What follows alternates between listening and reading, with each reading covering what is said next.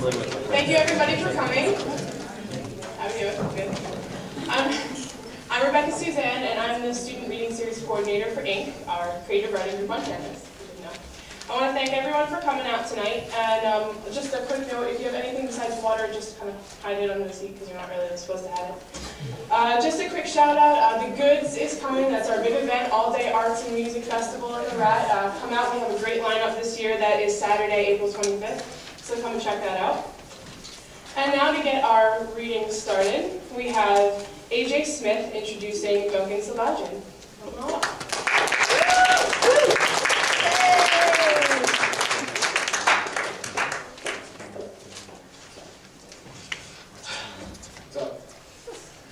Duncan and I often come back with dull ramblings of our lecturing professors by writing poetry in class. I know what you're thinking, two guys writing poetry together, that's so hot. Enjoy yourselves, ladies. Usually it would be a common topic, ranging from nude picture messages to a certain bearded TC&J liberal, and we compete to see who can write a better piece. The result is always the same. Duncan manifests rich, sinuous lines that challenge our perceptions of one another, and more importantly, our perceptions of ourselves. He's satirical, comedic, critical, purposefully vague, and sometimes downright deviant.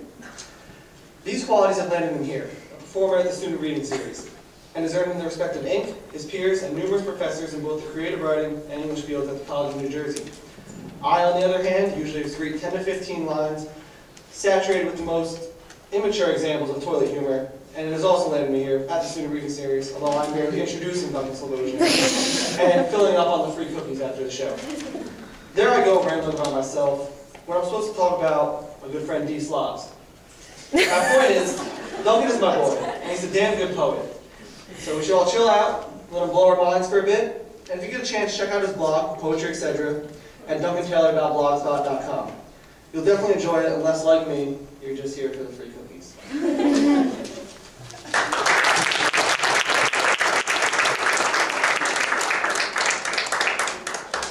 That was great. I'd just like to say that first.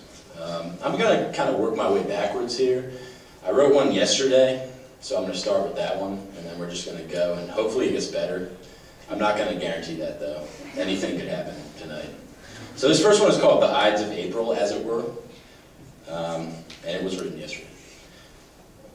The yearly rural neighborhood halitosis outbreak remains inexplicable, even amidst our Bureau's thorough investigation. Their outmoded radar kit was set up in the surveillance van. The newly initiated member of the task force had been assigned to the infantry. Whether the tanks were necessitated by the crisis is unclear. Whether the 6 inches of rainfall could itself necessitate a hurried checking off of the extenuating circumstances box on the incident report form, we may never know. The commissioned arbitrator devoted the better part of his Wednesday lunch break to considering the officer's complaint's merits. Alas, the stamp fell upon the lined paper. Reading simply approved. The appellate board of directors heard the Bureau's grievance case and, recognizing a categorical lack of site evidence, petitioned a crack team to rummage through the small town's remaining sewage-smelling folk. Even as the rain fell, the splatters of muddy front lawn on the young men's shoes connoted only the abbreviatedness of their case study.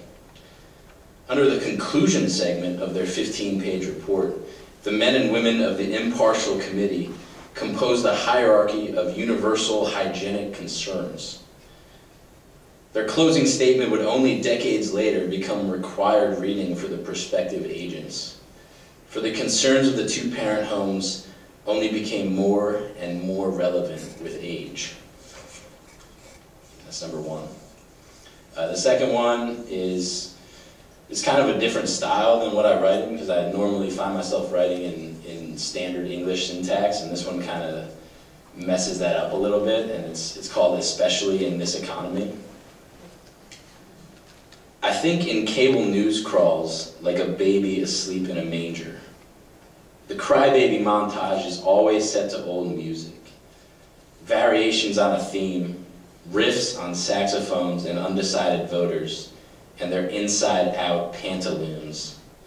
suspenders suspending circus clowns and accompanying outtakes, discontinued sitcom as it clings to itself as a final bastion, record-setting freefall, frissions of physical fission, a well-shapen piece of carry-on luggage, the penthouse hedge fund view of skyline, never as upsetting as unsettled airplane food, as acidity of unnamed stomach, crawling and infantile advertisement, neatly packaged security check, Bayside inline skating rink, the stuff of dreams, the dream of misguided materialism, of subprime mortgages we remain aloof, we zest for submarines of subpar quality, of foreign allotment.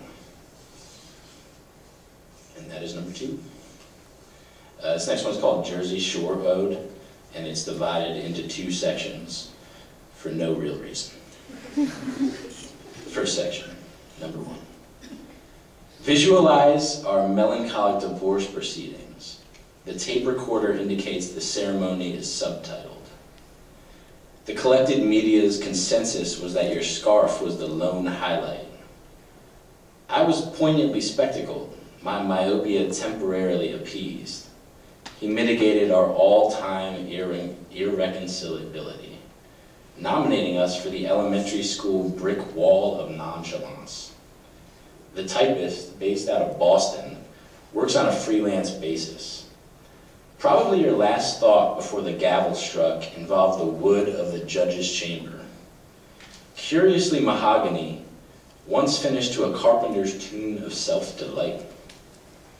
And number 2, something in the way you caught your breath after I dropped you from the air over the trick trampoline made my spine shift uncomfortably. The tailbone hit first, you clarified. Rote memorization, I countered. Our collective chorus of film soundtracks, wrought from your bargain bin, banged too heavily on violins until the composer brought down his baton, as would Zeus in some Greek playground, and left the room in some fit of anger that wound up characterizing him. And that is number 3. This next one I wrote on spring break, which for me was in the Bahamas, and I think there's some signs of it here. It's called Beach Chair Philanthropist. Mildly attractive, mild-mannered Southern belles tend to ruffle the edges of their respective sundresses when the going gets tough. I was conditioned to think in stereotypes they collectively offered. Reflect upon my tucked-in shirt that costs more than your last uninsured orthodontist appointment. I'm gloating over the logo more than the brand ideology, he explained, as he kicked his feet up on the resort deck railing. Will a return, and only a return, to complicit U.S. soil bring clarity? The swaying palms are so clairvoyant as to predict the next several storms, your next couple phlegm hackings. I beat the Southern family chess team until it was hackneyed. Because, they nodded in agreement, the only mildly meaningful part of youth is the summertime savanna of healthily parked yachts, extending as far as my eyes can see.